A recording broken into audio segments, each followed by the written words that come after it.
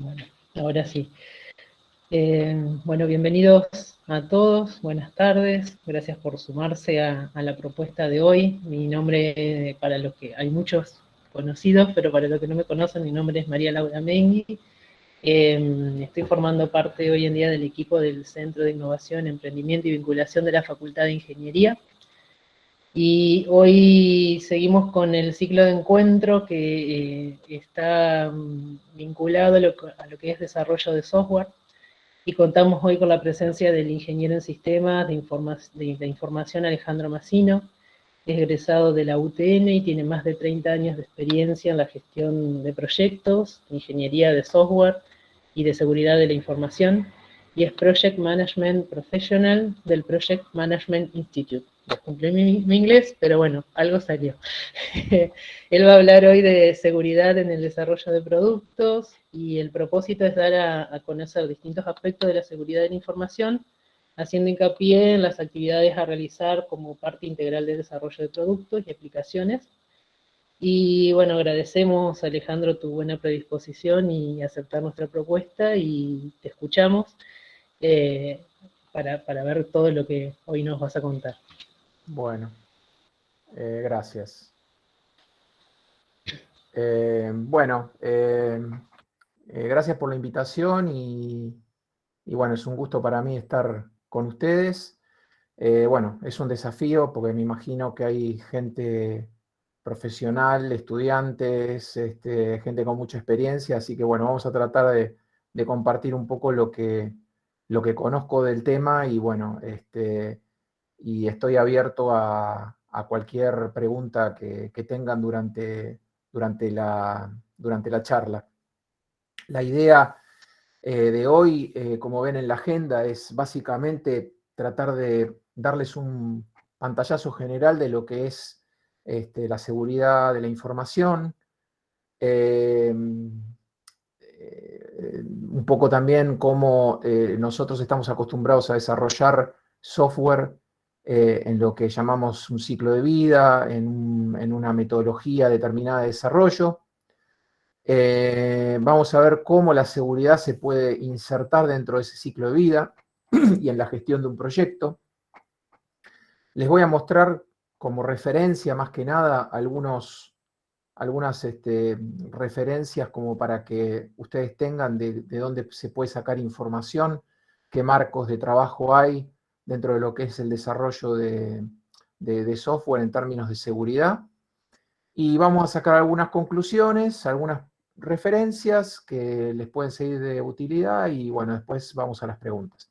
Con respecto a las preguntas, pueden dejarlas en el chat. La idea es que yo voy a seguir con la charla cuando María Laura vea que, bueno, son preguntas que tienen que ver con el tema y específicas o puntuales, digamos, en algún aspecto que yo esté conversando, bueno, me interrumpe y ahí podemos hacer alguna pausa. Igual yo voy a tratar de hacer algunas pausas en el medio como para dar la posibilidad de que alguien, si tiene alguna pregunta, María Laura, o si vos ya tenés en la lista, en el chat alguna pregunta, las podemos evacuar. Y si no, al final. Así que bueno, vamos a arrancar un poquito con algunos conceptos fundamentales de la seguridad. Por ahí hay temas que ustedes ya conocen a nivel, digamos, intuitivo, un poco porque, a ver, por ahí hace 10 o 15 años el tema de la seguridad era algo que era solamente para los especialistas en informática. Incluso la gente que hacía desarrollo de software no tenía la preocupación o, digamos, el desarrollo estaba tan concentrado en la funcionalidad de los sistemas que le daban poca importancia a la seguridad o en realidad ya estaba asumido que la seguridad era parte del ambiente de trabajo donde ellos trabajaban. Y era más relacionado a la parte de infraestructura, a la parte física. Pero digamos que en los últimos tiempos, como todos sabemos, todo el mundo tiene acceso a aplicaciones en aplicaciones móviles, desde el celular, desde la computadora. La pandemia obviamente hizo que eso creciera exponencialmente. Entonces, como que el tema de seguridad y todos los efectos de la falta de seguridad en la vida cotidiana ya los conocemos todos. Pero bueno, vamos igual a hacer una pequeña introducción un poco rápida sobre el tema de seguridad. Hay una tríada, hay tres factores, digamos, o tres propiedades de la seguridad, que viene hace muchos años, que desde los principios de la definición de seguridad de la información. Es la confidencialidad, la integridad y la disponibilidad. CID en castellano, CIA en inglés. Básicamente ahora vamos a definir un poco qué es y qué es la seguridad de la información. La seguridad de la información, como dice ahí, es la preservación de la confidencialidad, la integridad y la disponibilidad de la información. Siempre cuando hablamos de información, bueno, nos referimos a datos almacenados, datos que se transmiten, información privada, información pública, cualquier tipo de información, cualquier tipo de dato que tenga algún valor para la organización, para las personas, etcétera, etcétera. Obviamente hay un concepto de seguridad que también está asociado a la protección de activos, como puede ser una computadora, como puede ser una notebook, o puede ser un celular, como puede ser una red física, pero que básicamente tienen como objetivo, juntamente la protección de esos activos, tienen como objetivo la protección de esa información y de la confidencialidad de esa información. Hay otras propiedades dentro de la seguridad de la información, como puede ser la autenticidad, es decir, cuando yo me conecto a un dispositivo, bueno, cuando yo entro a mi home banking, yo tengo que decir quién soy y tengo que demostrar que soy yo. Entonces, eso sería la autenticidad. La responsabilidad, es decir, yo me hago cargo de las acciones que tomo. Si yo entro a mi home banking y hago una transacción, yo estoy, cuando hago esa operación, al haber entrado y al haberme autenticado como mi usuario, yo estoy demostrando que soy yo y yo me hago responsable de la operación que hice. El no repudio, que también tiene que ver con eso, yo no puedo decir yo esto no lo hice, yo esta operación no la hice, porque justamente hay pasos de seguridad que hacen que esa persona haya demostrado que era la persona que dijo ser, con lo cual no puede rechazar, digamos, una determinada operación. Y el tema de la confiabilidad con respecto a que, bueno, que si un determinado producto, una determinada aplicación está afectado, la confiabilidad también está afectada. Bueno, la confidencialidad. Todos sabemos lo que es la confidencialidad, lo tienen ahí, digamos, en el slide. La confidencialidad es la disposición a que la información esté revelada a individuos no autorizados. Obviamente, la información puede ser confidencial y estar habilitada a que sea vista por las personas que están autorizadas. La idea es que no sean, que se protejan de que un tercero, que puede ser conocido o no, tenga acceso a esa información. Acá tenemos ejemplos, digamos, de algunos problemas en la confidencialidad de la información. Los que tienen más años pueden llegar a reconocer algunas imágenes, otros no tanto, pero bueno, la campana del silencio, digamos, no es un buen ejemplo de protección de la confidencialidad de la comunicación. Tenemos, por ejemplo, accesos públicos a Wi-Fi que implican que cualquier persona puede rastrear la información y hacen lo que se llama sniffing, o sea, escuchar en la red, que es lo que se transmite a través de la computadora o del celular con el Wi-Fi. Tenemos el típico escritorio de una persona muy ocupada que tiene acceso a miles de dispositivos y necesita recordar las passwords y las tiene pegadas en todo el escritorio, o tiene papeles que son confidenciales. Bueno. Y otros tipos de ataques, como el eavesdropping attack, que es un poco más, digamos, más complejo, que es cuando, bueno, directamente en una transmisión entre un usuario y un servidor o un servidor web, o sea, hay un hacker en el medio que hace un ataque, digamos, de hombre en el medio, y escucha y se intercepta la comunicación, y eso hace que pueda leer la información. La integridad tiene que ver con la propiedad de la información relativa a su exactitud y completitud. Es decir, que la información digamos, se preserve, que no se altere. No se altere, obviamente, en forma no autorizada, ¿no? Tenemos algunos ejemplos. Por ejemplo, hay...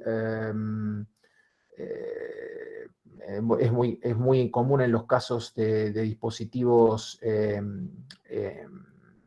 de hardware o computadoras, que se usen rótulos, digamos, que estén protegidos de roturas. Entonces se puede detectar si alguien abrió un determinado dispositivo. Eso es lo que ven arriba a la derecha. Tenemos mecanismos, por ejemplo, para asegurarnos que cuando enviamos un mail, ese mail llegue en forma íntegra, que no sea alterado en el medio, a través de algoritmos criptográficos. Tenemos lo que generalmente tenemos en las aplicaciones, en los sistemas operativos, que cuando, por ejemplo, bajamos una versión de un determinado software, tenemos un hash, digamos, o sea, un cálculo, digamos, matemático, que nos permite tener en un pequeño, en un string, digamos, muy corto, una especie de sello, una especie de cálculo, de un resumen, digamos, del contenido de ese archivo, y eso hace que tengamos una confianza bastante alta de que si lo que yo calculo digamos, a partir de lo que pude bajar de digamos, el software que tengo con respecto a la firma que obtuve, tengo altas probabilidades, casi un 100%, de que, digamos, no hubo alteración de del software que yo estoy bajando. Esa es la típica manera de mostrar, digamos, o de proteger a los productos que nosotros bajamos desde Internet a través de la red, para que el vendedor se asegure, o el distribuidor de ese software se asegure que, digamos, el producto no fue modificado. Y después tenemos la disponibilidad, que la disponibilidad es la accesibilidad a la información en cualquier momento o en el momento requerido. En general, de los tres puntos, de los tres principios de la seguridad, no está tanto relacionado con la protección, y más con la disponibilidad de la información, ¿sí? Por ejemplo, a ver, el hecho de tener backups, el hecho de no sufrir algún episodio, algún accidente, algún evento, digamos, ambiental que nos haga, bueno, perder la conectividad, o incluso ataques, como puede ser un ataque de ransomware, o puede ser un ataque de negación de servicio, que haga que un determinado acceso a la red no se pueda realizar, porque, bueno, hay una serie de atacantes que están permanentemente usando la red, y eso hace que el servicio se degrade, ¿no?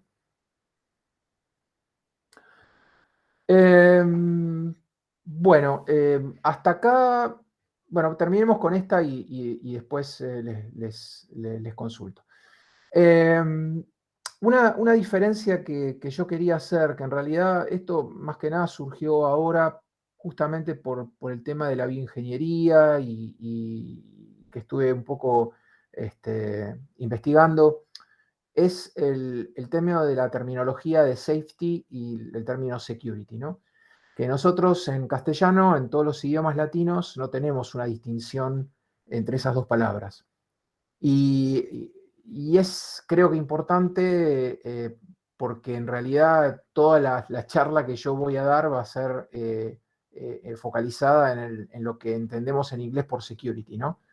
Que está focalizado en las amenazas que son causadas deliberadamente y que son, digamos, causadas por, básicamente o generalmente por eventos externos, ¿sí? Cuando alguien nos ataca, cuando alguien entra a la red, cuando alguien nos roba las passwords, cuando alguien trata de acceder a información que no está autorizada, cuando alguien quiere modificar quiere modificar una información que deliberadamente. Y el término safety, que creo que me parece que ustedes van a poder definir mejor que yo, está relacionado más con la seguridad en el uso, la seguridad frente a factores que puedan causar daño, lesión o pérdida, ¿sí? O sea, medidas de seguridad que tienen que ver con la protección de trabajadores en los laboratorios, en la construcción, medidas de protección de no sé, de los equipos ante picos de temperatura, ante picos de electricidad, ante cuestiones ambientales. Pero una cosa que es importante es que están de alguna manera relacionados y a eso creo que yo quería llegar. Que por ahí, digamos, nosotros pensamos como primer medida en un dispositivo, por ejemplo, médico o en cualquier otro dispositivo, en la seguridad de uso, ¿no? Este producto es seguro, este dispositivo es seguro. Y obviamente estamos pensando en la seguridad en términos de seguridad de minimizar los riesgos de daño o de lesión. Pero, digamos, muchas veces puede suceder que el hecho de que eh, pensemos únicamente en eso y no pensemos en la seguridad como seguridad de información, como protección ante los ataques, esa falla o esa falta de seguridad, por ejemplo, en la confidencialidad, en la integridad o en la disponibilidad, puede alterar las medidas de seguridad que son tomadas para eventos no intencionales. ¿Sí? ¿Se entiende? Es decir, yo podría tener medidas en mi producto para que el producto sea más seguro, pero si el producto en sí no está protegido contra ataques, esos factores, esas funcionalidades podrían ser alteradas. Y entonces, indirectamente, la seguridad en el uso del producto también puede estar afectada. Entonces, yo he visto en internet, digamos, he buscado básicamente para encontrar la diferencia en la semántica de ambos términos, y lo que me he encontrado es que, bueno, es que una va de la mano de la otra, y que en realidad cuando alguien, una cosa de la que aprendí es que, bueno, cuando uno piensa en un determinado producto tiene que pensar en las dos cosas al mismo tiempo, ¿sí? Bueno, y ahora les voy a dar un ejemplo que encontré y que es bastante interesante. María Laura, ¿alguna pregunta por ahora? ¿Vamos bien? Por ahora vamos bien y por ahora no tenemos preguntas. Perfecto. Bueno, este es un ejemplo que me dio una noticia que Víctor Balotto me pasó, y yo estuve investigando un poquito, así que hice un poquito de resumen acá.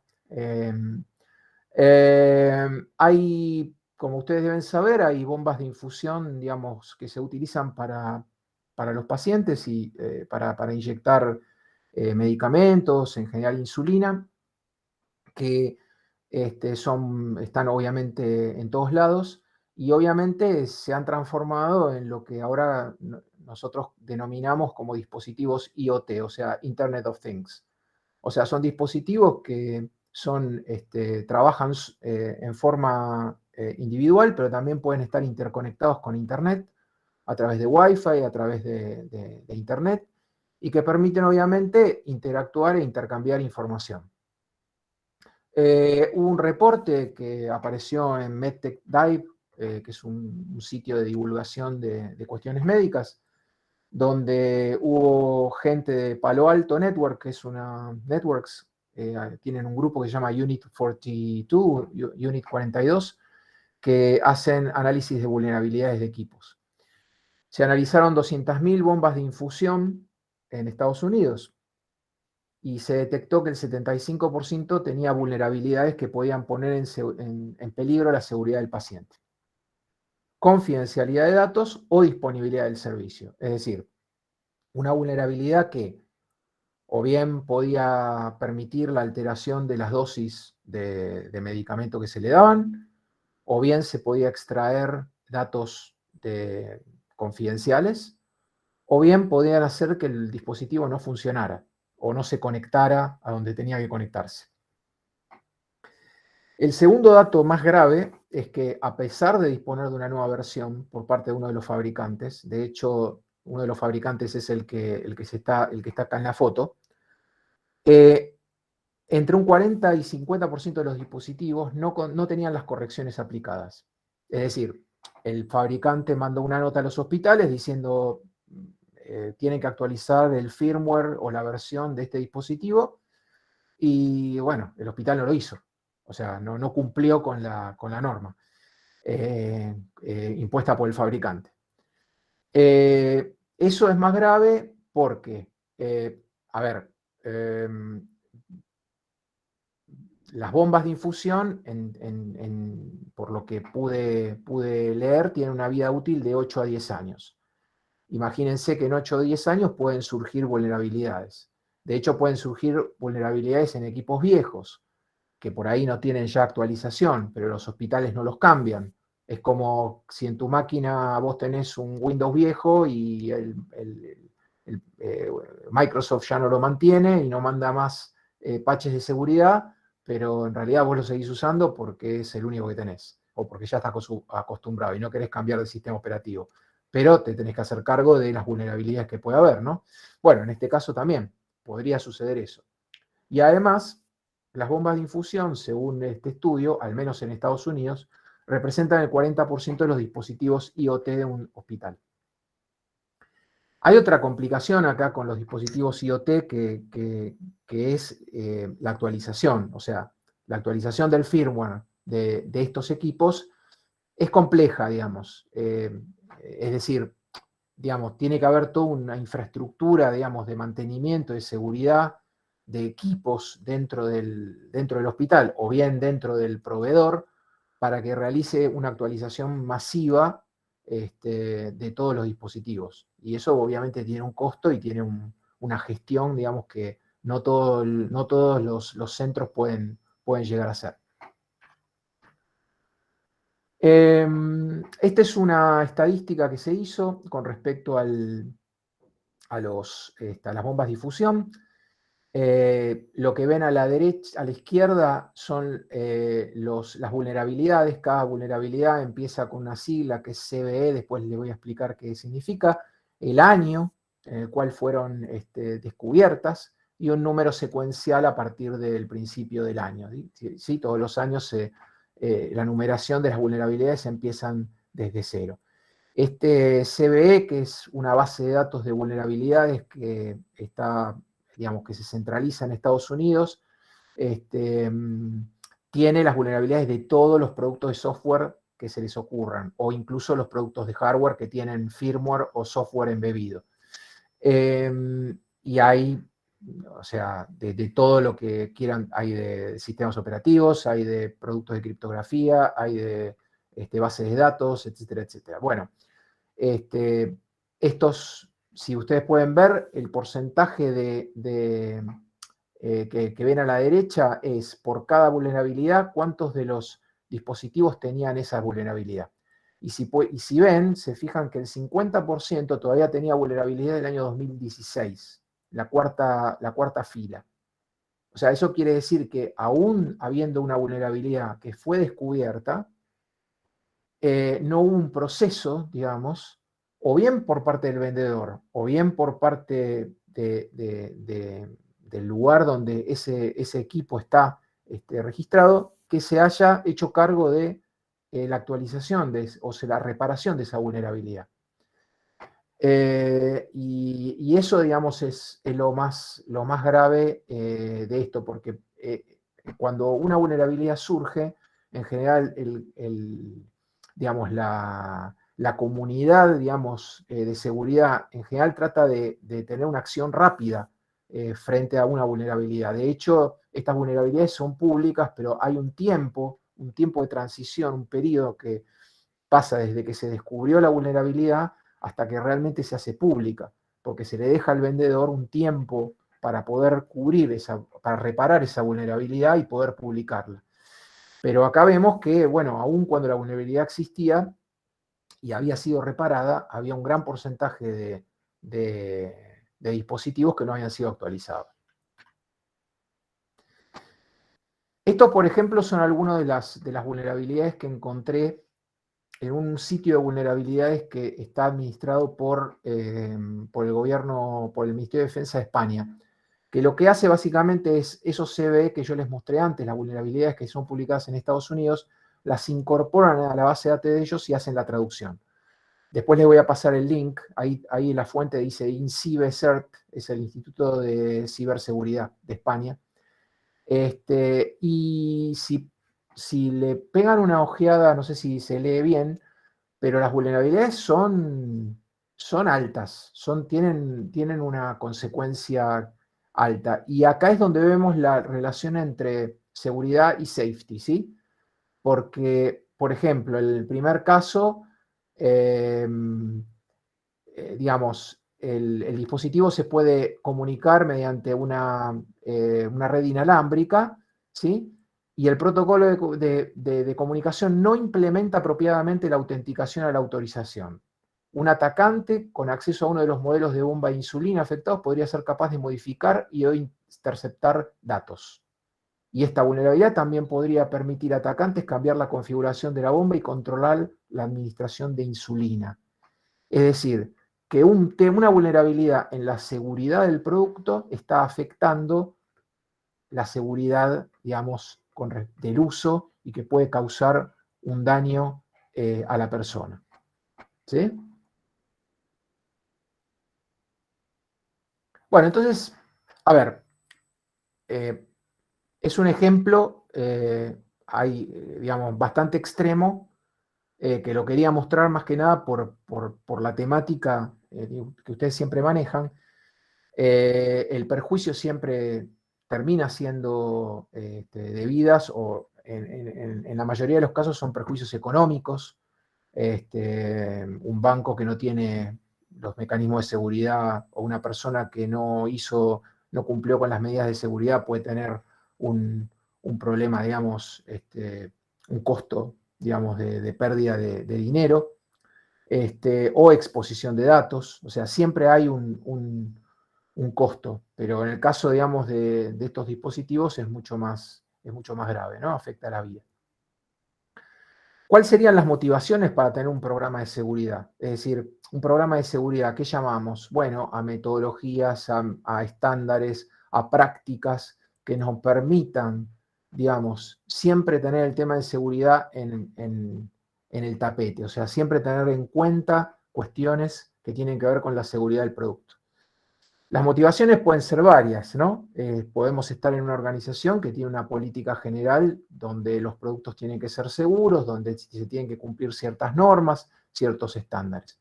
Pueden haber normas y regulaciones externas, por ejemplo, regulaciones que sean definidas por la ANMAT, definiciones que sean definidas por algún consorcio, digamos, en la industria. Reducción de daño, justamente por lo que estábamos hablando recién. O sea, si yo tengo un programa de seguridad, estoy atacando el riesgo de tener problemas de seguridad en el uso del producto. Reducción de incidentes, justamente relacionado también con las vulnerabilidades. ¿Por qué? Porque la reducción de daños y la reducción de incidentes hace que mi producto, aunque sea desde el punto de vista, digamos,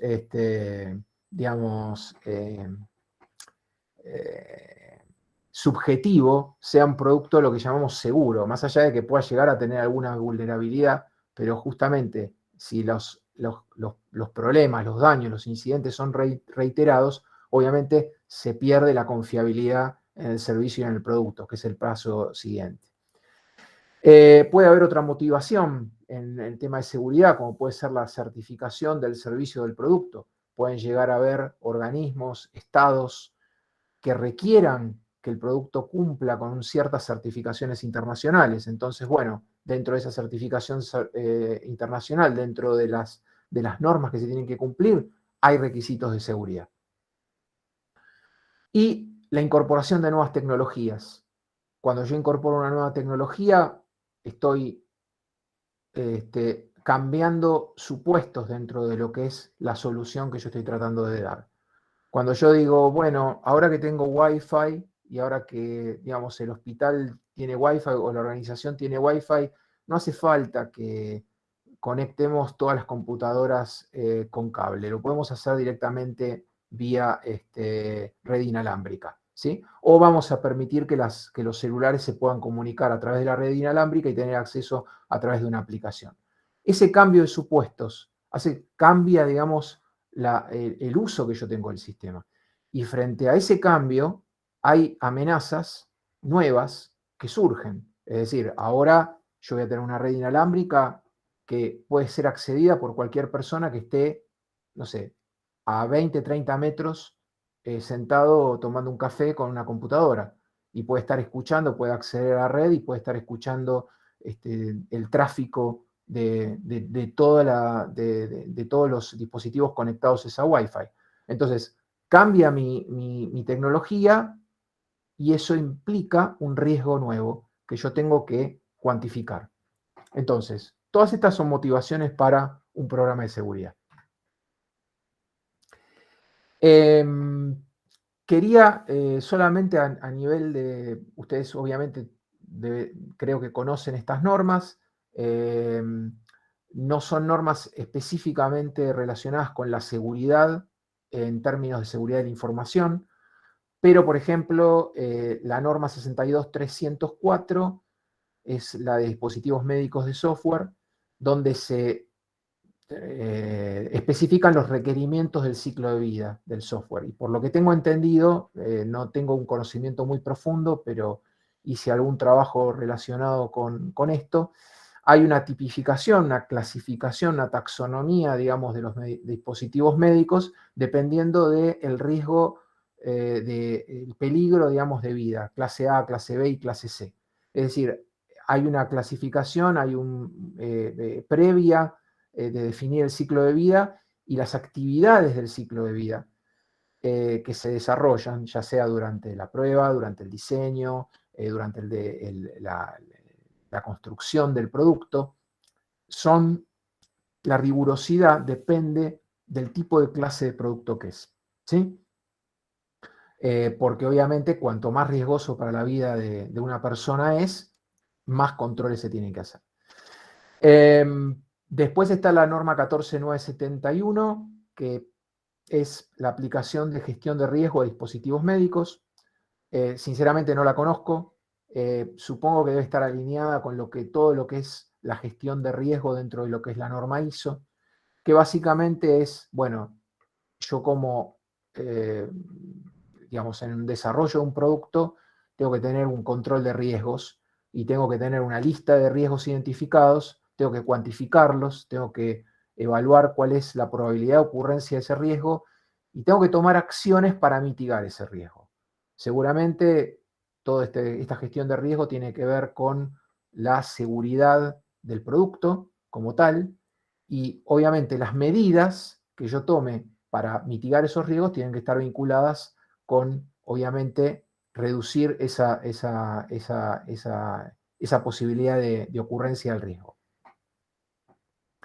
Y después está la norma ISO 13485, que es para dispositivos médicos también, y son requerimientos por motivos regulatorios. Creo que, por lo que tengo entendido, la primera norma es una norma que está solicitada por la ANMAT para la certificación de dispositivos médicos. No sé con respecto a las siguientes, pero creo que la segunda he visto alguna relación alguna mención de esta norma dentro de alguna resolución, digamos, del ANMAT, pero no estoy seguro.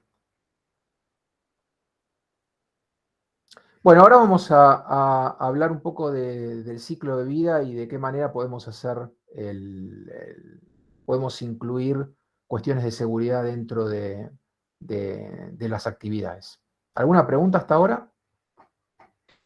No, hasta ahora no, solamente un aporte de que sí era así lo que estabas diciendo, de Alejandra, que sumaba ese comentario. Pero preguntas hasta ahora no. No sé si Ok. alguien quiere hacer una pregunta hasta acá. Alejandra, lo que comentabas que era así, ¿a qué te referías? ¿Al tema de las normas ISO? Sí, al tema de la normativa, digamos, que la gestión de riesgo, que era eso, digamos, es específica para productos médicos, que tiene que ver con la seguridad del producto en sí mismo, ¿no? Ok. Hay que asegurar que es, ahí está Lucas Lago, hola Lucas, ¿cómo te va? Lucas de INTI sabe, porque ellos hacen ensayos de productos médicos. Ok.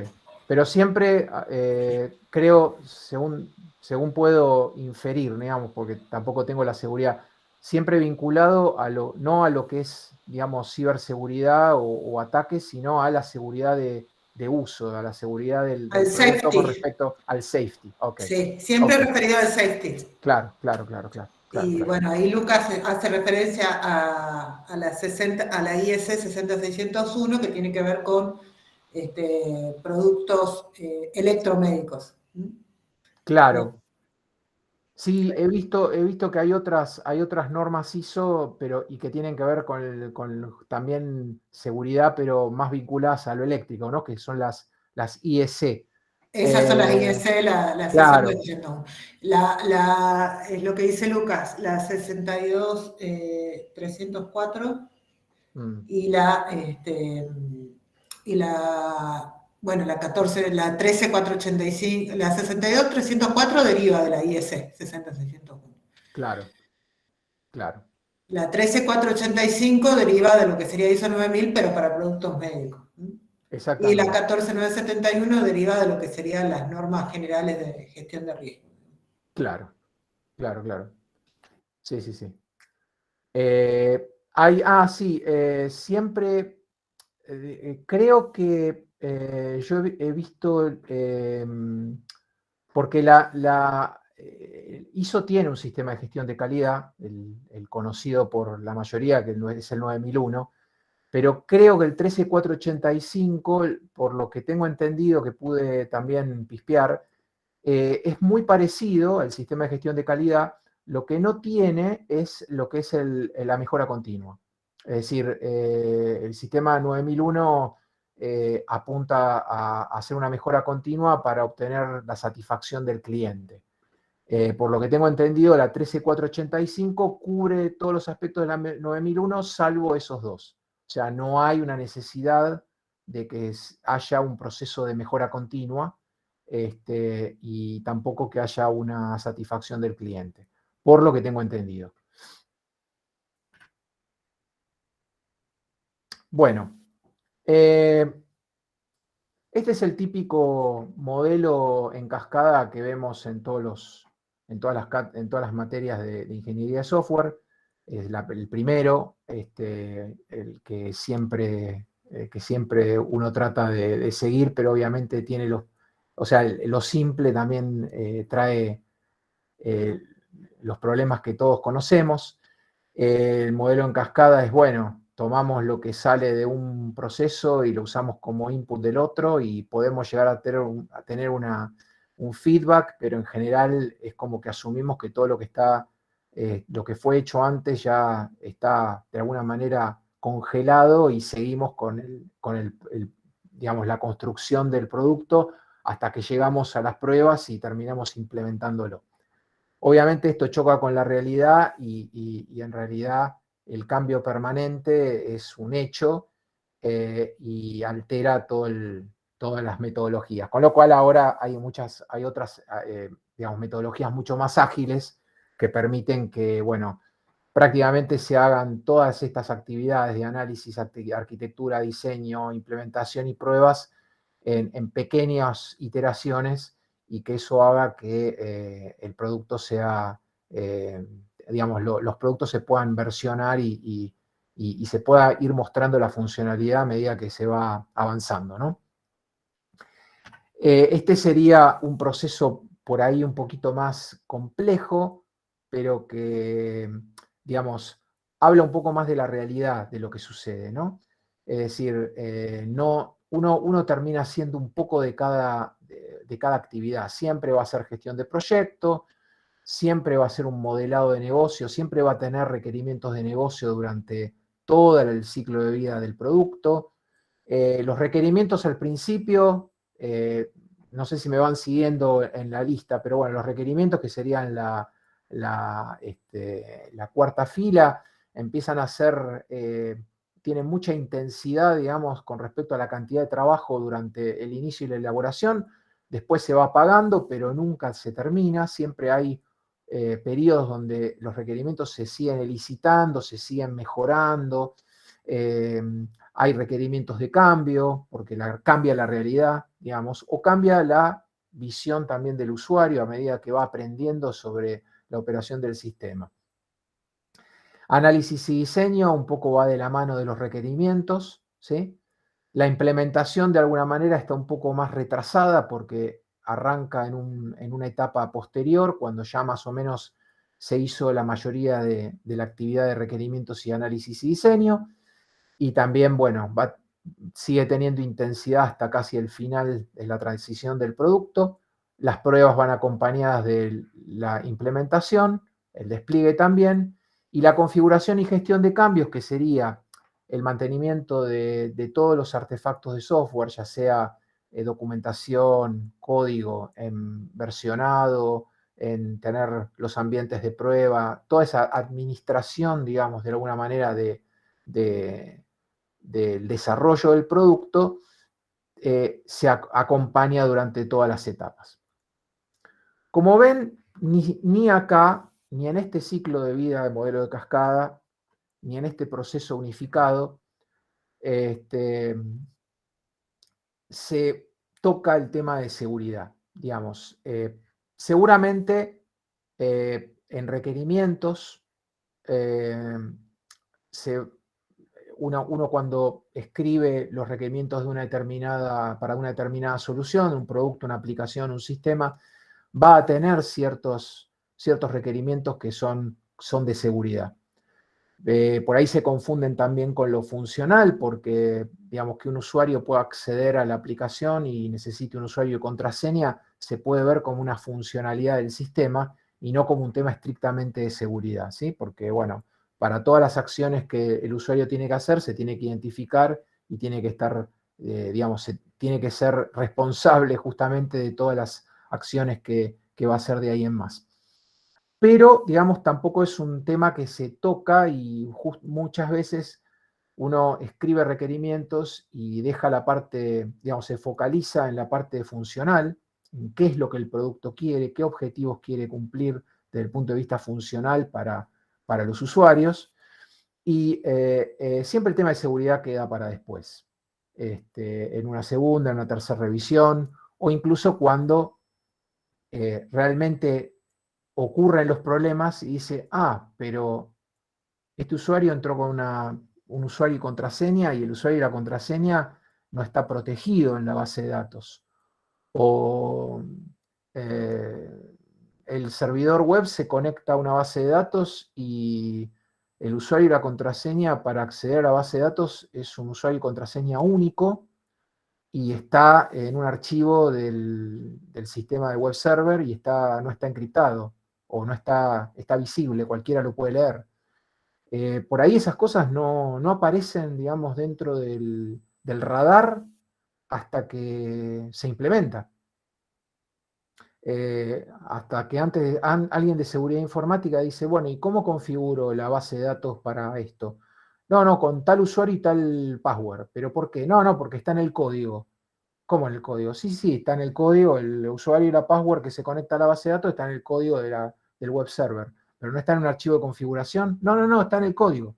Bueno, o sea, si la persona de seguridad informática es consciente, digamos, de de sus responsabilidades, obviamente ese producto como tal no se va a implementar. Entonces, digo, hay muchas de esas cosas que surgen y aunque parezca raro, siguen sucediendo, o sea, se vuelven a cometer los mismos errores. Les quería, antes de empezar con las distintas etapas del desarrollo, quería mostrarles este sitio, que es el OWASP Foundation. El OWASP Foundation es el Open Web Application Security Project. Es una fundación que se dedica a hacer productos, o sea, o a divulgar el desarrollo seguro, ¿sí? Tiene varios proyectos. Nosotros vamos a ver algunos de estos. Digamos, es más conocido por lo que se llama el top 10 de categorías de debilidades. Es decir, todos los años o año por medio, sí, cada 2 años, publican cuáles son las categorías de debilidades más comunes dentro de lo que es el desarrollo de software. Eso, bueno, lo recolectan a partir de las vulnerabilidades que se encuentran, a través de otros organismos, consultas con desarrolladores, y es una fuente muy importante para empezar a hacer desarrollo seguro. ¿Por qué? Porque, en primer lugar, tienen categorizado cuáles son todas las debilidades que uno puede encontrar y que cualquier persona que desarrolle puede volver a cometer. Tienen, por ejemplo, prácticas de codificación y prácticas de desarrollo. Tienen lo que está escrito acá, una guía de testeo de seguridad en dispositivos móviles. Incluso tiene una serie de requisitos que las aplicaciones móviles tienen que tener, como por ejemplo, bueno, no sé, la autenticación de la aplicación móvil tiene que hacerse contra el servidor y no tiene que ser una autenticación local. Así como parece tonto, digamos, tonto el requerimiento, bueno, hay muchos, y si están ahí es porque obviamente hay aplicaciones que lo hacen, ¿no?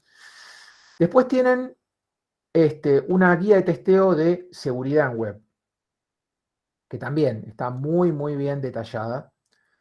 Tienen un marco de trabajo de base de conocimientos de seguridad, donde en realidad uno puede ahí encontrar recursos de cómo codificar en forma segura.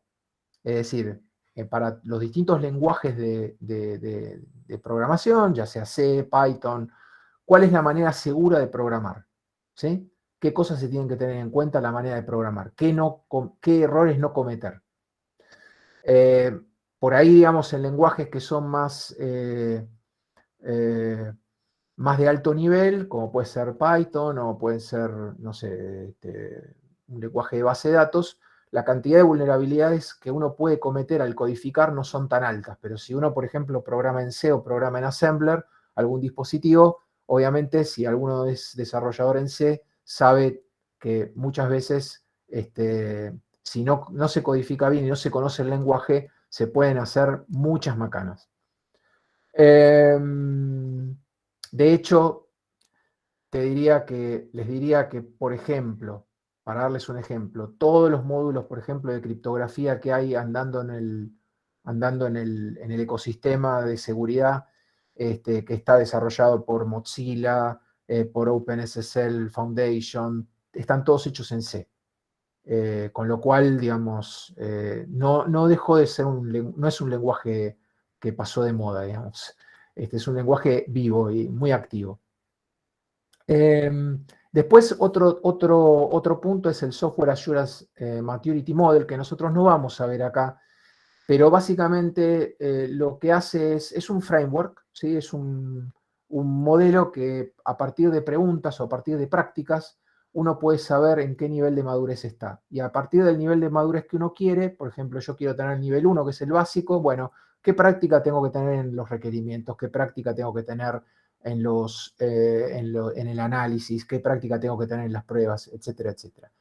Después, yo les puedo resumir, o seguramente, si esto va a estar grabado, pueden tomar el link de acá.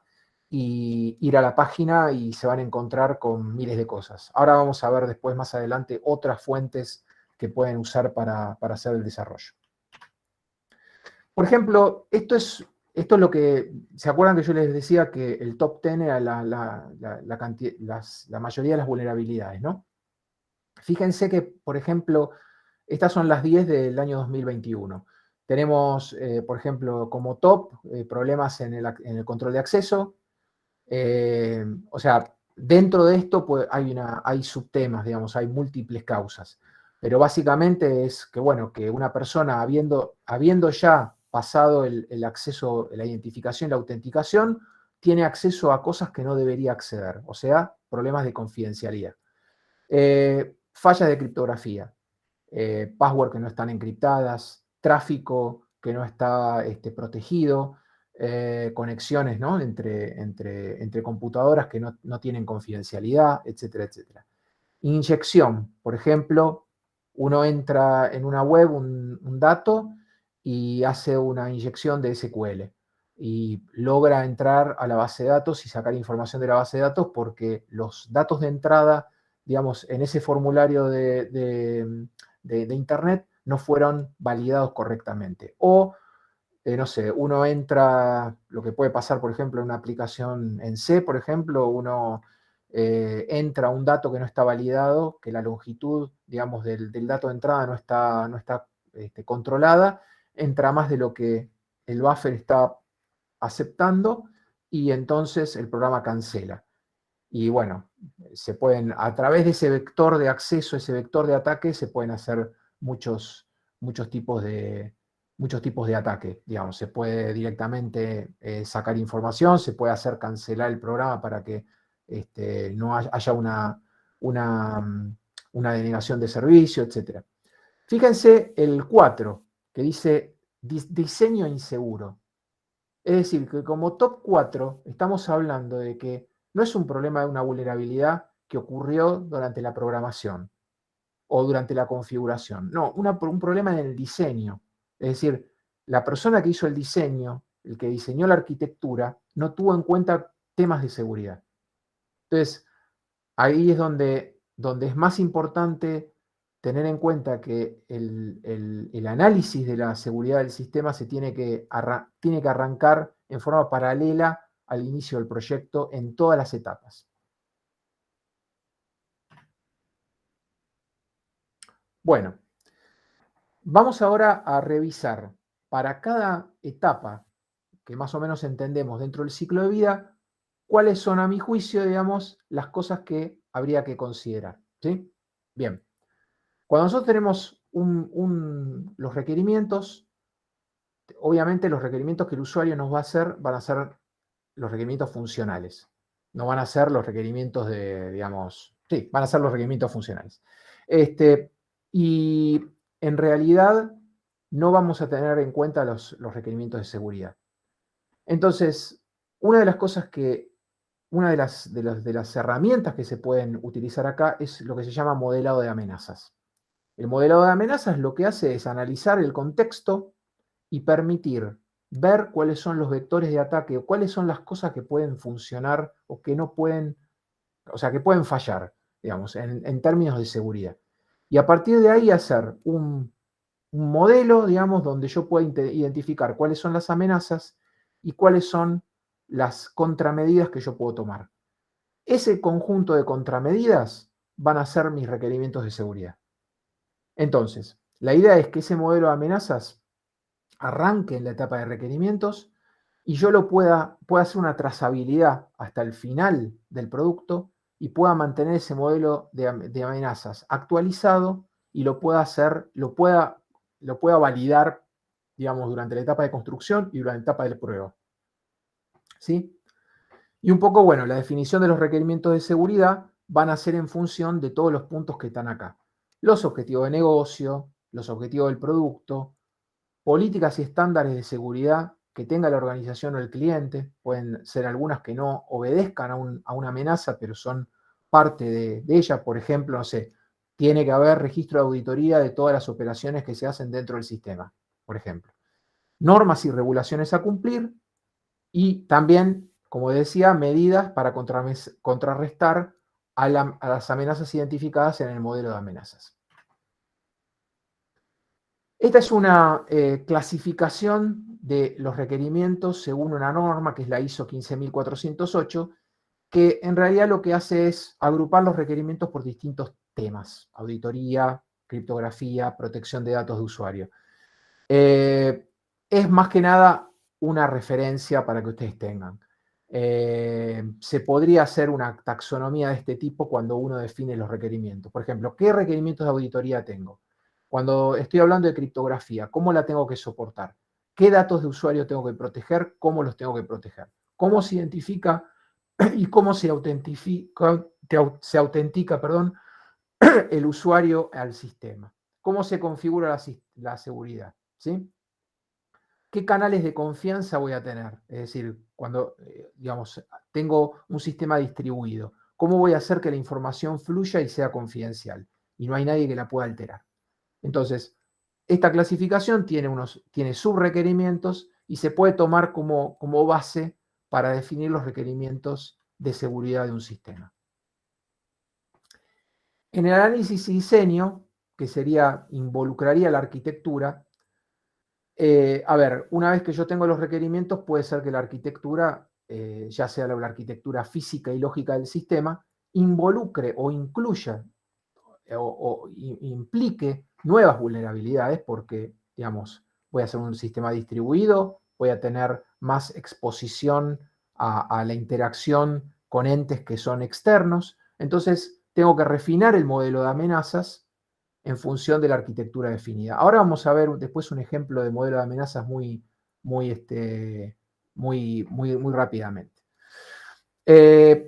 Después, en muchos casos hay soluciones ya de seguridad, que pueden ser soluciones de autenticación, single sign-on, o sea, acceso de, digamos, identificación única, registro de auditoría con logs, digamos, que sean comunes a toda la aplicación, y criptografía, que, digamos, en general es recomendable usar un código abierto. ¿Por qué? Porque el código abierto es revisado por todos y es mucho más fácil, y en un ambiente colaborativo de código abierto las vulnerabilidades se encuentran mucho más rápido y también se encuentran las soluciones. Entonces siempre es mejor contar con códigos abiertos para soluciones, digamos, generales, como puede ser, por ejemplo, los módulos de criptografía.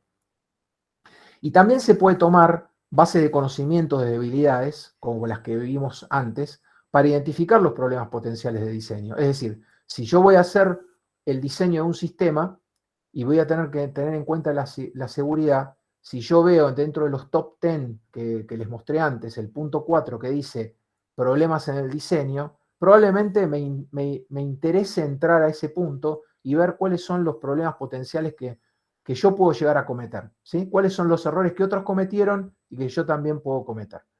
Entonces, es una referencia también para considerar. Vamos a ver rapidito el modelo de amenazas. El modelo de amenazas sería el core, digamos, o el corazón de lo que yo tengo que hacer para asegurar la seguridad en mi sistema. Entonces, es mejorar la seguridad a través de la identificación de amenazas y la definición de contramedidas. Todo esto tiene que ver con un análisis de riesgo. Yo mitigo el riesgo que tengo de acceso a mi sistema a través de contramedidas. El modelo de amenazas entonces es la representación estructurada de toda la información que afecta a la seguridad de una aplicación. Siempre tengo que tener en cuenta, cuando me pregunto cosas, digamos, con respecto a las amenazas, es cómo afecta mi confidencialidad, mi integridad y cómo afecta la disponibilidad del sistema y de la información.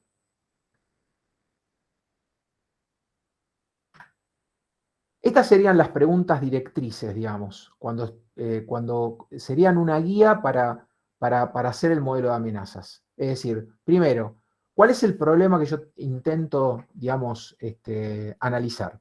¿Sí? Esto obviamente, dependiendo de la etapa en la cual esté, puede ser un problema funcional, relacionado con los requerimientos o los casos de uso que yo tengo de un determinado sistema, puede ser relacionado con la arquitectura, puede ser relacionado con la implementación de ciertas cuestiones que hacen que el problema cambie el contexto y cambie la problemática y se complejice, digamos. Entonces, ¿cuál es mi alcance? ¿Qué cosas malas pueden suceder? Es decir, ante ese problema, ¿cuáles son por ejemplo, las amenazas? ¿Cuáles son los eventos externos que pueden suceder? O sea, ¿cómo me pueden interceptar, por ejemplo, un flujo de información desde un nodo hasta otro? ¿Qué ataques, por ejemplo, ataques de fuerza bruta un usuario externo puede hacer para poder lograr entrar al sistema? Es decir, todas las cuestiones que están relacionadas con la parte funcional de mi sistema. ¿Qué vamos a hacer al respecto para evitarlo? Ante esa amenaza, ¿qué contramedida podemos tener? ¿Qué riesgo tenemos de que eso suceda también? ¿Por qué? Porque la contramedida el valor o el costo de la contramedida va a estar en relación con la probabilidad de que ese riesgo ocurra y cuál es el daño, ¿sí? No voy a hacer una contramedida de un alto costo si eso me implica perder funcionalidad o si es para una amenaza que digamos que la probabilidad de ocurrencia es muy baja. Entonces, una vez que yo tengo, digamos, las contramedidas y tengo cuáles son las amenazas, tengo que analizar cuál es el peso de cada una y así priorizarlas y poder decir, bueno, no voy a poder tomar todas las contramedidas, voy a tomar algunas, ¿sí? Y obviamente, ¿cómo fue nuestro trabajo? Porque sería un proceso iterativo que va evolucionando a medida que yo voy construyendo mi producto. Esto sería el primer paso para desmenuzar el sistema o el problema.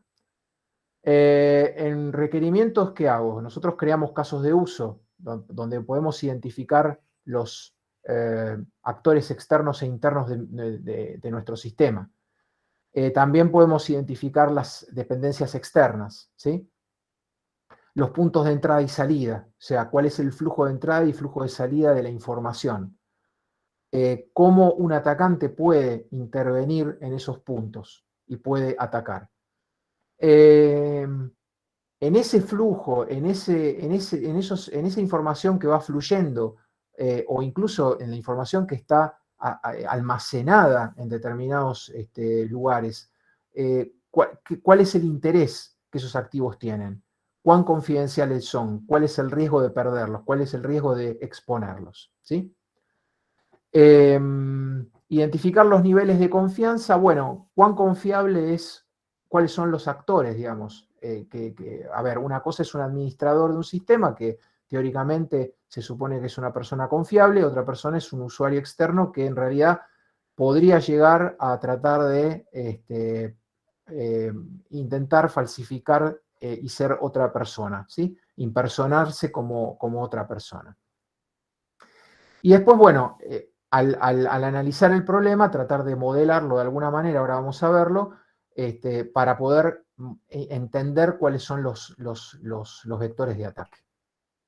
Por ejemplo, este es un ejemplo que no cumple sinceramente con ningún tipo de modelado, es una mezcla entre caso de uso y un poco arquitectura física de solución, pero imagínense un sistema donde hay en una zona verde servidores que están protegidos físicamente porque están dentro de la organización, una zona amarilla que puede ser un lugar intermedio, como puede ser el sector de un centro de salud, que está comunicado con ese centro de cómputos, pero que tiene también, por ejemplo, conexiones inalámbricas para acceder ya sea a dispositivos médicos, a un kiosco, digamos, no sé, de reserva de turnos, o incluso no sé, a que el médico pueda comunicarse o pueda tener alguna aplicación en el celular para poder comunicarse con, bueno, para, por ejemplo, leer la historia clínica del paciente mientras va recorriendo, digamos, el hospital, por ejemplo. Y después una zona roja, que es una zona, digamos, que ya no hay ningún dominio, digamos, como no hay ningún control, donde también tenemos actores que forman parte del ecosistema, pueden ser laboratorios que mandan prescripciones o mandan resultados de análisis. Puede ser el mismo médico que se conecta para llenar o para consultar historias clínicas, el mismo paciente que tiene acceso a sus reservas o a su historia clínica, a sus resultados de laboratorio. Entonces, un poco esto lo que trata es mostrar un poco la complejidad y ver que en este diagrama, aunque no esté, digamos, especificado, tenemos flujo de información, tenemos zonas que están protegidas físicamente y zonas que no están protegidas físicamente, tenemos accesos que son inalámbricos y que entonces la exposición es mayor. Entonces, tenemos distintos actores que acceden a distintos niveles de información con distintos roles. Un paciente puede obviamente ver su historia clínica, pero no la de los demás. Un médico puede ver la información de sus pacientes, pero no las de otros pacientes que no son de él. Entonces hay una serie, digamos, de restricciones y de requerimientos de seguridad que tienen que formularse, pero que además tienen que tomarse contramedidas justamente para evitar que en algunos de estos puntos haya algún vector de ataque, como le llamamos, donde, digamos, sea vulnerable a ese tipo de acciones, ¿sí? Bueno, creo que nos estamos... ¿Cómo andamos, María Laura, de tiempo? Más o menos, ¿no? Estamos 17:15, Bueno, pero qué sé yo, 15. podemos seguir unos minutos más. Bueno. Igual preguntas por ahora no han surgido. Ok. Bueno, el paso 2 de este modelo de amenazas sería justamente determinar las amenazas, es decir, bueno, enumeremos qué son las cosas que pueden suceder, qué es todo lo que puede suceder, ¿sí? Hay ya, como ahora les voy a mostrar, fuentes de amenazas, digamos, es decir, ya tenemos un catálogo de amenazas, con lo cual hay cuestiones que no hace falta, digamos... ¿Me escuchan? Yo te escucho bien. Ah, perdón, porque sentía un zumbido y no sabía si era. No sé si acá también. Ok. Digamos, hay catálogos de fuentes de amenazas que ahora las vamos a ver. Determinar cuáles son los vectores de ataque, es decir, por dónde nos pueden entrar, básicamente, hablando en criollo. Y después determinar el riesgo de las amenazas. Es decir, la cuestión de seguridad es una cuestión económica. No podemos asegurar todo. Tenemos que asegurarlo en función del valor de los activos. Si obviamente hay un riesgo de vida, obviamente el valor es inconmensurable y tomaremos todas las medidas que hagan falta. Si el riesgo es bajo, porque el impacto es bajo, porque la probabilidad de ocurrencia del riesgo es bajo, entonces probablemente dentro de nuestra lista de prioridades, ese ataque o esa amenaza va a estar en una prioridad baja, ¿sí? Entonces, todo lo que es, básicamente lo que es seguridad, siempre se dice que en seguridad de la información es el manejo del riesgo de las amenazas, ¿sí? Porque básicamente no se pueden cubrir todos los flancos. Justamente de eso hablábamos con el tema de contramedidas. En el paso 3 lo que se hace es analizar la lista de riesgos priorizados. Identificar cuáles son las contramedidas posibles para mitigar las amenazas. Y entonces determinar qué acción se va a tomar para cada riesgo en función de su costo y en función de su exposición. Se puede aceptar el riesgo, es decir, no vamos a hacer nada, lo vamos a aceptar, va a ocurrir y si ocurre vamos a perder, vamos a tener un costo de pérdida.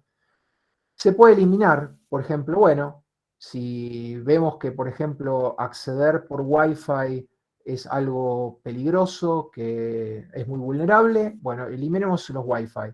Dejemos una Wi-Fi pública, pero a la aplicación no se entra por Wi-Fi. Es algo que ya está cerrado. Se elimina ese costo. Se pierde, obviamente, funcionalidad. No sé, los pacientes no van a poder entrar desde su celular, van a tener que entrar desde otra aplicación. Por ejemplo, pérdida de funcionalidad al eliminar, digamos, la existencia del ataque. Mitigación parcial, bueno, lo mitigo con algunas contramedidas y tengo una pérdida marginal, o sea, voy a tener un riesgo marginal por la ocurrencia, y una mitigación completa, que nunca es completa, pero digamos que tratamos de que sea casi en un 99%, las contramedidas sirven para tener bastante seguridad de que estoy evitando la ocurrencia. Esta es una metodología que se llama STRIDE, por las siglas. STRIDE quiere decir zancada. Siempre, digamos, los americanos siempre usan ese tipo de siglas que sirven para representar distintas palabras y que sirve para recordar, una ayuda a memoria. Básicamente hay 1, 2, 3, 4, 5, 6, uno por cada letra, 6 factores que hay que analizar, cada uno vinculado con ya sea autenticación, integridad, confidencialidad, disponibilidad u otros factores, digamos, de la seguridad, y lo que nos permite es tener, bueno, un pantallazo muy rápido de lo que sería el análisis de los ataques posibles. O sea, a ver, por ejemplo, tampering, que sería el hecho de perder integridad, ¿no? Bueno, ¿qué cuestiones pueden haber de tampering dentro de mi sistema? ¿Cómo pueden alterar la información durante el transporte? Alguien puede entrar y modificar la base de datos, por ejemplo, para alterar datos sin autorización. Entonces, todo ese tipo de cosas, digamos, está clasificado en estos 6 factores, y, digamos, son como una base como para poder hacer ese análisis de ataques, ¿sí? Hay otra base de datos de conocimiento que se llama Mitre Attack. Mitre es una organización sin fines de lucro americana que lo que hace varias cosas, pero esto en particular es una base de conocimientos de tácticas de adversarios. Es decir, tienen una base de datos donde tienen todos los grupos de hackers, todas las tácticas que usan y todas las técnicas para poder intrusarse, meterse en un sistema, y están clasificadas de una manera que te permiten a vos, ahora les voy a mostrar, que te permiten a vos tener un catálogo completo de las distintas cuestiones ataques que puede sufrir un sistema. Por ejemplo, este es el sitio web, no sé si se ve bien, por eso yo aumenté, digamos, la parte de abajo, donde en realidad cada columna es una táctica, ¿sí? O sea, ¿qué es lo que voy a hacer? Por ejemplo, voy a tratar de ejecutar un programa dentro del sistema. Voy a tratar de entrar al sistema en forma inicial.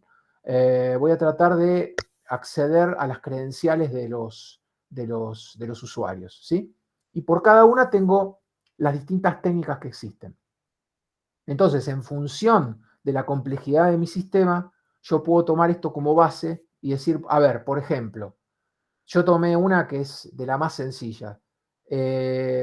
Las credenciales por default, por ejemplo. En el 90% de los modem, por ejemplo, de FiberTel, el usuario y la contraseña de administración del modem es el que viene de fábrica. Entonces, si vos te fijas, si vos haces un search en Google y pones el modelo del modem, te va a decir cuál es el usuario y cuál es la contraseña. Y podés entrar al modem y administrarlo. Y también puedes entrar desde afuera. Es decir, ¿cuál es la falla? ¿La autenticación? No.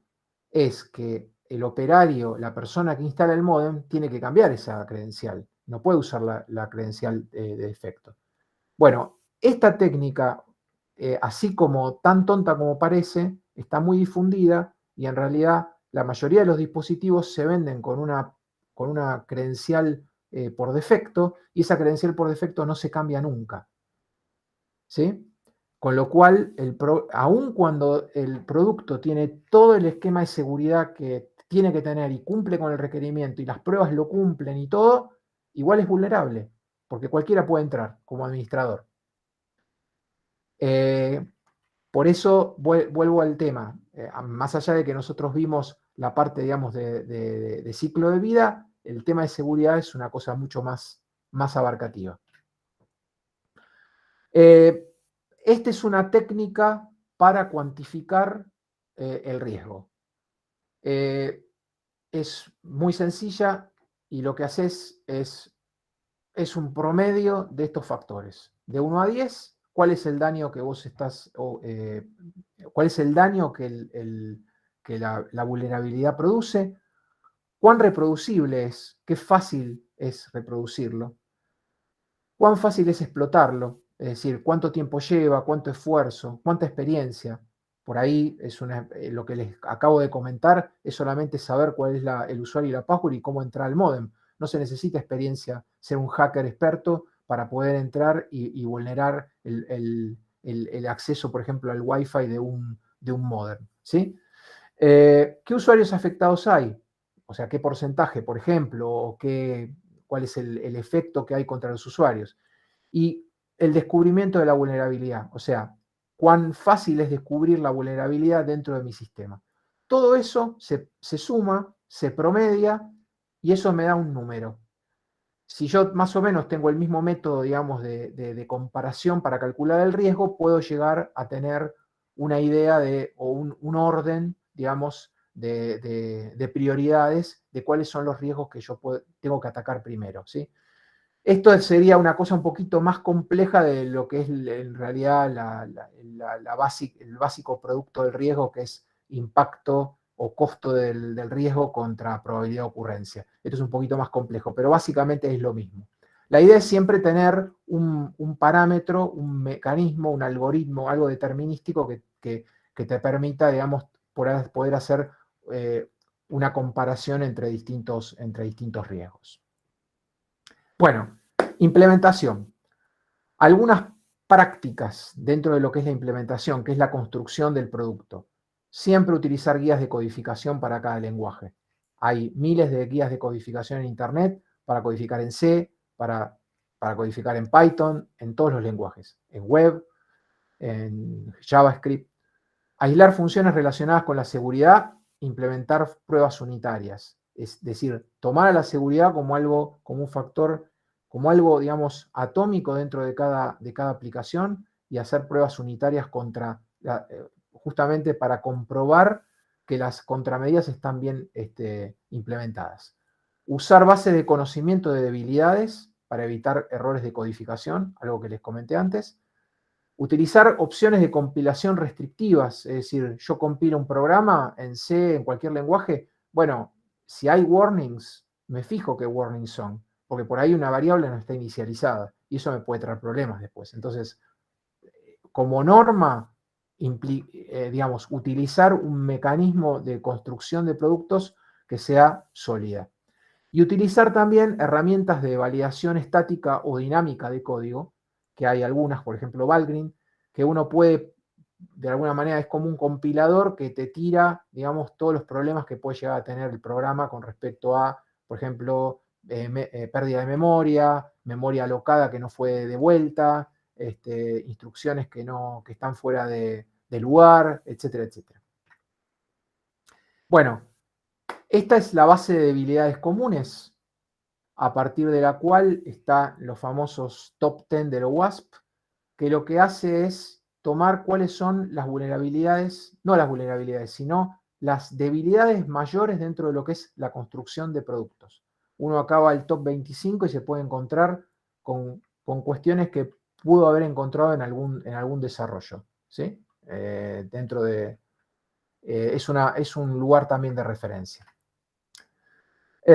Algunos ejemplos de implementación o de prácticas, ¿sí? Típicos, pero que por ahí no se hacen siempre. Inicializar las variables locales, validar los datos de entrada, borrar los datos sensibles de memoria en cuanto dejan de ser usados, es decir, si yo tengo una clave, borrar cuando dejo de usarla, porque si por alguna causa el programa cancela y se me produce un dump de memoria, esa información queda registrada en el disco de la máquina. No, obviamente, no poner en registros de auditoría información sensible, tampoco en mensajes de error. Bueno, estos son varios tips, digamos, dentro de lo que es la construcción de productos. En las pruebas, bueno, como decíamos, pruebas unitarias durante la implementación, pruebas de integración, aceptación y regresión independientes de desarrollo, o sea, separar la parte de desarrollo de control de calidad. Eso obviamente ya creo que dentro de lo que es ingeniería de software está bastante difundido. Y verificar los requisitos de seguridad con el modelo de amenazas, ¿sí? Si hace falta, hacer pruebas de penetración, es decir, simular ser un hacker, simular ser un atacante y tratar de reproducir las amenazas que yo tengo identificadas u otras que puedan surgir, ¿sí? En el despliegue, como ya les decía, proveer documentación de despliegue que tenga, digamos, cuestiones que tengan que ver con la seguridad.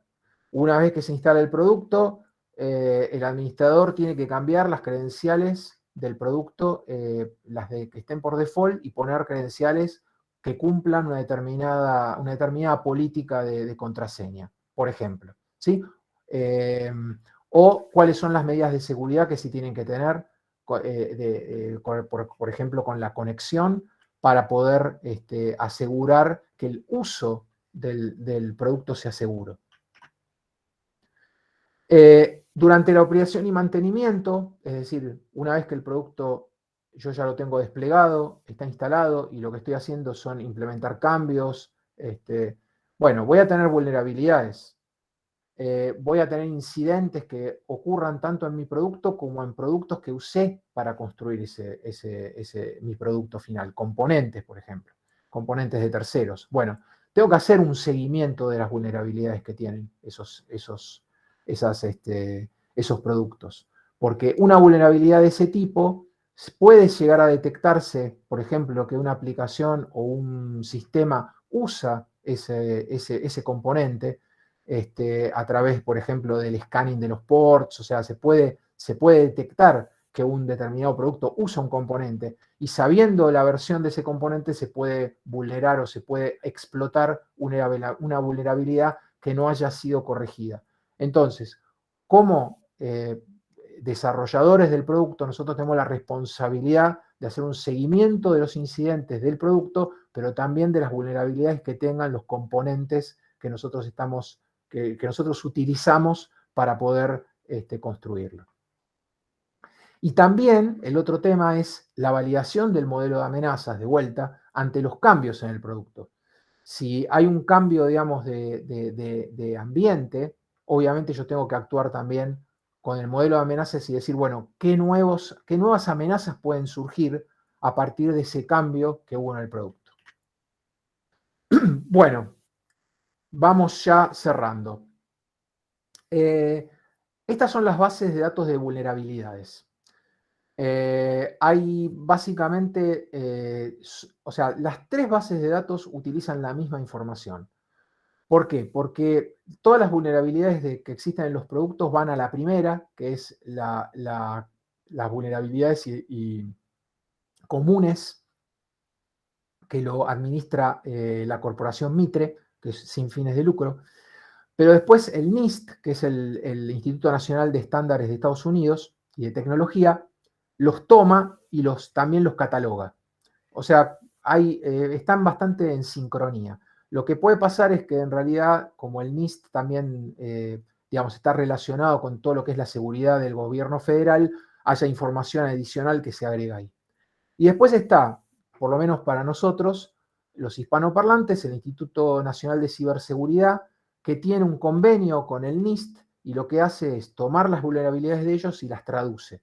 Con lo cual, acá es un buen lugar para ponerlo. Les recomiendo que entren a este lugar y pongan bombas de insulina, y se van a llevar una sorpresa.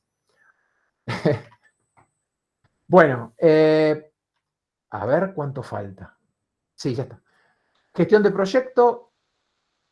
Más allá de las etapas del ciclo de vida, hay cuestiones que tienen que ver con cómo gestiono yo un proyecto y cómo incluyo cuestiones de seguridad. Como ya les dije, en el tema en todo el proyecto yo tengo que tener en cuenta el tema de seguridad, y el modelo de amenazas va a ser mi directriz, digamos, para poder ir haciendo todos los cambios e ir controlando que la seguridad se cumple. Entonces yo tengo que tener un modelo de amenazas y un modelo de gestión de riesgos de la seguridad que lo vaya manteniendo durante la administración de todo mi proyecto y que impacte en todas las actividades, ¿sí? También es importante que, obviamente, para el tema de seguridad se necesita gente, digamos, con cierto conocimiento. No podemos pretender que todos los desarrolladores lo tengan. Entonces es importante por ahí que otras áreas de la organización participen, como puede ser la gente de seguridad de información y seguridad de productos. Es decir, que formen parte del proyecto, que estén integrados y que tengan un rol específico dentro de esa gestión de proyecto. O sea, no dejar al arbitrio, digamos, de un desarrollador el tema de seguridad. De la misma manera que que las cuestiones de control de calidad o de aseguramiento de la calidad no se le dejan a los desarrolladores, sino que forma parte de un proceso, ¿sí?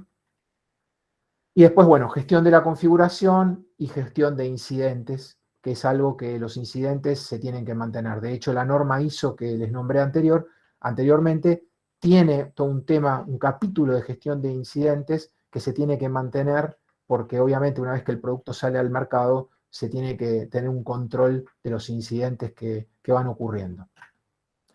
Estas son algunas referencias que yo les puse, algunas son las que vimos antes.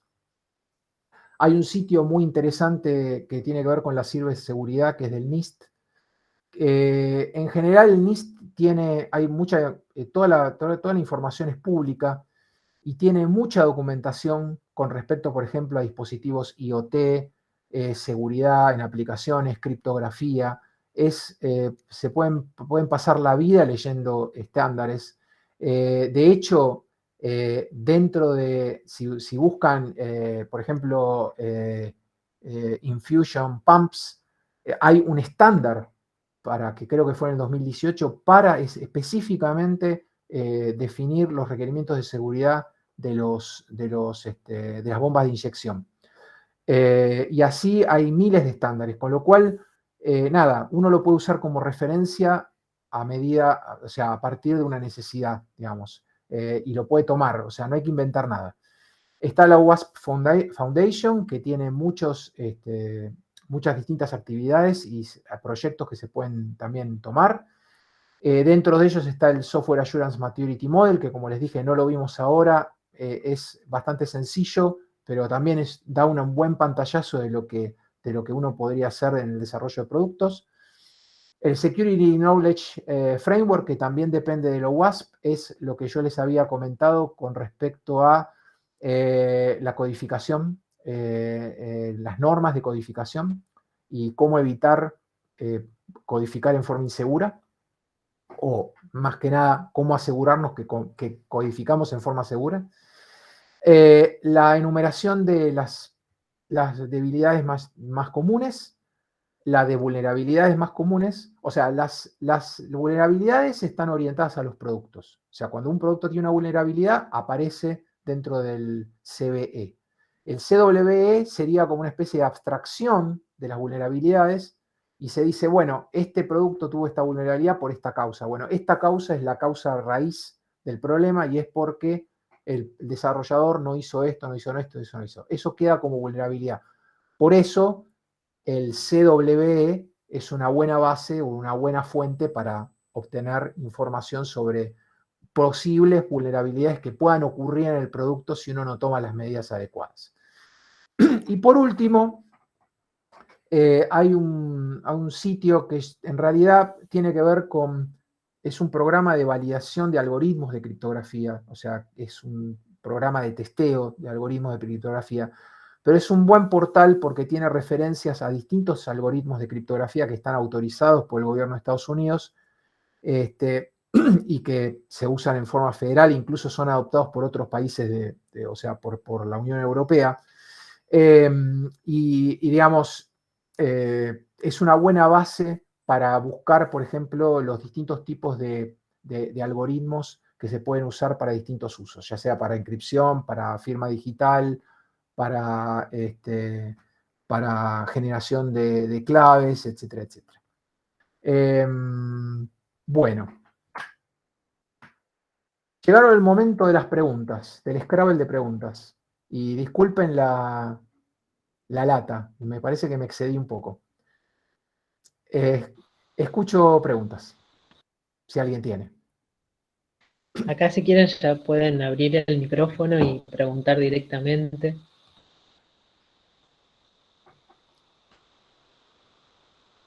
Mucha información para procesar, dice Javier Zapata. Sí, lamentablemente sí, por ahí esto podría llegar a hacerse en un, en un a ver, la idea es tratar de difundir un poco,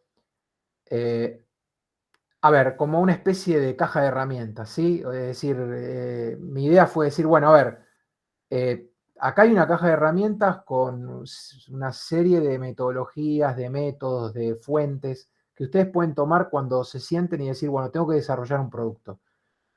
¿Cómo ataco la seguridad? Entonces, yo arrancaría primero por preguntarme, bueno, ¿qué quiero proteger? ¿Qué amenazas puedo tener? ¿Qué puede funcionar mal? Un poco lo que hablamos del modelo de amenazas. Ese sería lo más, el core, digamos. Y también, bueno, sabiendo lo que es la confidencialidad, lo que es la integridad y lo que es la disponibilidad, qué es lo que más afecta a mi producto o a la información que yo quiero proteger. Y en función de eso, después sí empezar a investigar un poco a partir de esta caja de herramientas, bueno, qué distintas cosas puedo empezar a explorar, ¿no? Hay miles o sea, el tema de seguridad me sobrepasa a mí también, es decir, está tan especializado digamos, uno no puede abarcar todos los temas. Hay gente que se dedica más a la seguridad de la infraestructura, a la seguridad física, otra gente que se dedica exclusivamente a la criptografía, otra directamente a distintos frameworks de seguridad para, qué sé yo, para control de acceso, eh, otros que se dedican a la consultoría para, no sé, para certificar la norma ISO 27000, que es la de sistemas de gestión de sistemas de seguridad de la información. Es decir, es muy vasto. Y dentro de desarrollo también, incluso hay estándares y temas que yo no domino en profundidad. Lo mío acá trató de ser un poco, de alguna manera, un difusor, digamos, de las cosas que conozco y que pude también ir tomando de distintas fuentes, ¿no? Sí, igual después aclara que dice que es un buen punto de partida para mejorar e implementar estas técnicas, así que es un poco, era la idea lo que acabas de decir, ¿no, Alejandro? Sí, sí, sí, sí. ¿Alguna pregunta? ¿Alguien que quiera aprovechar que lo tenemos, Alejandro? Una pregunta, ¿conocían el tema, estaban al tanto de los problemas, digamos, por ejemplo, de los inyectores de insulina, los problemas que tienen esos productos? A mí lo que me llamó la atención fue decir, bueno, estas cosas que aparecen porque le digo, lo tomé muy personal, ¿no? Digo, estas cosas que aparecen así como noticias, que por ahí acá estamos un poco lejos porque, bueno, por ahí no existe la tecnología, no está tan metida dentro de lo que es la atención, pero, digamos, una noticia así, ponele, es decir, uno ya duda de todo lo que le ponen en el cuerpo, ¿no? O sea, digamos, ante una situación así, el riesgo y la desprotección es total, con lo cual, qué importante es tener un sistema, digamos, un proceso, digamos, de desarrollo que contemple estas cosas, ¿no? Eh, Perdón, ahí me meto en ese comentario que hiciste, Ale. Y justamente con Alejandra, en algún momento tuvimos una experiencia de trabajar con, con fabricantes de productos médicos y vimos que uno de esos temas justamente son los que está planteando vos, que son productos médicos programables y la influencia y la incorporación de estas prácticas estaban bastante alejadas. Y uno se queda con esa sensación que comentaste vos. Ahora cada vez se va con la transformación digital y hace un cambio totalmente en lo que respecta a digital cada vez más. Hay que tener en cuenta estos aspectos en cualquier solución, inclusive ya como planteaste vos en IoT, y por eso la intención de esta charla apunta a tener más conciencia y a empezar a tener en cuenta dentro de lo que es el ciclo de vida y construcción de un producto, al menos tener referencias de dónde ir a buscar, porque ya casi está todo, alguien ya lo hizo y ya están los problemas detectados. Lo que hay que hacer es ubicarlos e incorporarlos dentro del proceso. Me parece que también hay que tener en cuenta que no es inventar nada ni crear nada, porque hay mucha gente que ya tuvo los problemas y ya está de alguna manera proponiendo una respuesta a estas situaciones, ¿no? Sí, lo que pasa que, viste que creo que nosotros lo hemos hablado muchas veces, o sea, uno ve a lo largo de los años que obviamente la gente que empieza a hacer desarrollo tiene la misma, o sea, comete los mismos errores que otros cometieron antes. Entonces, vos ves que los problemas son reiterados. Es decir, yo me fijaba recién en el tema de los infusores de insulina, y yo veía que, ponele, la misma empresa había tenido un problema en el 2016 y 4 años después, perdón, en un modelo similar tuvo el mismo problema. O no el mismo problema, pero un problema relacionado con la falta de un proceso de seguridad. Entonces vos decís, o sea, pasan por la misma piedra, chocan contra la misma piedra permanentemente, ¿no? Y Sí, bueno, dejando de lado la posibilidad de que existan otros intereses que como que hago la vista gorda porque la plata no me da, ¿no? sí, obvio, obvio. Bueno, todos estos programas obviamente implican un costo adicional, seguro, seguro, seguro. Pero es también, o sea, es un tema que no tiene que ver solamente con la seguridad, No. sino también con el control de calidad de los productos que uno hace, independientemente de que impliquen una falla en la seguridad o no, ¿no? Lo que pasa que creo que tenemos internalizado todos, digamos, es como algo asumido de que las máquinas no se equivocan. Es decir, digo, uno no sé, yo me imagino yendo a un hospital y que me pongan un dispositivo en el cual no sé cómo funciona y no me voy a estar preocupando de que la dosis que me esté dando sea la adecuada o no. Confío en que el producto funciona. Hasta te diría los médicos, ¿no? O sea, que creo que hay no se puede dudar permanentemente de eso. Y sin embargo, si hay una falla grave, no hay. Es muy difícil recobrar la confianza, ¿no? Bueno. Y más si está certificado por una entidad gubernamental acreditada. Sí. Yo no sé, digamos, yo sé que, digamos, no conozco en profundidad las leyes, digamos, allá hay toda una movida, digamos, de estándares y de normas para cumplir con el IPA, que es o sea, todas las normas que tienen que ver con los seguros, con la parte de salud, digamos, de Estados Unidos. No sé hasta qué punto los programas, los productos tienen que estar certificados y si hay una norma internacional para, digamos, para cubrir la parte de seguridad de estos dispositivos. La verdad que tendría que investigar un poco para ver cómo está eso, ¿no? Pero creo que no es como lo vieron en lo que le mostré, es un tema que no sucede acá solamente. O sea, el tema de la falta de conocimiento, de entendimiento del problema de la seguridad es general, digamos. Ujú. Mm.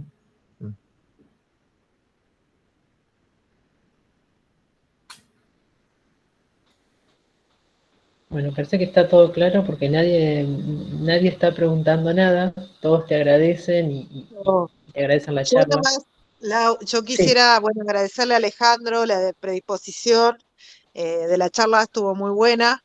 Es algo que, como dijo Víctor, nosotros veníamos viendo desde trabajar, digamos, en software para producto médico, pero bueno, también por ahí lo vi a Fernando Sassetti, que no sé si sigue, pero Fernando trabaja en lo que es historia clínica digitales y en el manejo, ¿no?, de datos de las personas, que es un tema también en cuanto a la seguridad, y ni hablar de cuando hablamos de las otras carreras que también tenemos en la facultad o de las otras disciplinas que estamos trabajando, como son Industria 4.0 o bueno, mismo la ingeniería en transporte, digamos, con las distintas tecnologías que se pueden aplicar al transporte, ¿no? Claro. En software, digamos. Así que, bueno, nada, me parece que es una temática más que interesante de seguir trabajándola en la facultad y bueno. Y veremos, digamos, en función, digamos, de cómo repercute esto para ir viendo cómo vamos avanzando, ¿no?, en estos temas. Así que te re agradezco, Alejandro, la predisposición para brindarnos esta charla, digamos, y que ha tenido mucha convocatoria.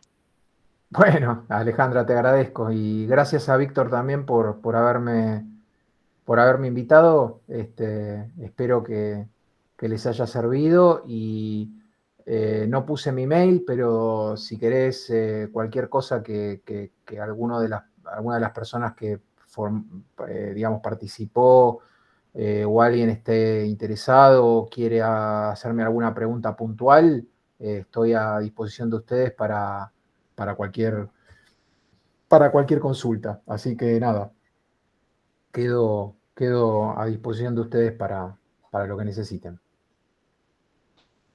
buenísimo Alejandro, muchas gracias. Bueno, como dice, cualquier duda que nos escriban al correo del CIEP, que por donde hicimos las invitaciones y nosotros te las derivamos.